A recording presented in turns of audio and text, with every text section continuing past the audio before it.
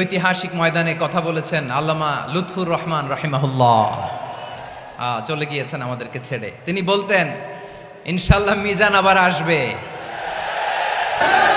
সোজা কথা, সংক্ষিপ্ত কথা, চূড়ান্ত কথা, শেষ কথা, মিজান আবার আসবে, বিজয়ীর বেশে আসবে। এই দেশের তাওহীদি জনতা এমন ইতিহাস সৃষ্টি করে তাকে আলিঙ্গন করবে ইনশাআল্লাহ। সেই সমাবেশই দূরে নয়। হুজুর, আমি তো আসলাম, আপনি তো আমাদেরকে ছেড়ে চলে গেলেন। আল্লাহু আকবার, আল্লাহু আকবার, আল্লাহু আকবার। গলায় কোনো সুর ছিল না, সুর দিয়ে কথা বলতেন না, কিন্তু এত চমৎকার শব্দের বুনন, এত চমৎকার প্রেজেন্টেশন, এত চমৎকার ভাবে ঐতিহাসিক বর্ণনাগুলো তিনি উপস্থাপন করতেন। মন্ত্রমুগ্ধ হয়ে আমরা আল্লামা লুৎফুর রহমানের কথা শুনেছি। আমরা হযরতুল আল্লাহ লুৎফুর রহমান রাহিমাহুল্লাহর জন্য এই বিশাল ময়দান থেকে দোয়া করছি, আল্লাহ তাআলা তুমি তোমার এই খাদেমকে জান্নাতের মেহমান হিসেবে কবুল করে নাও।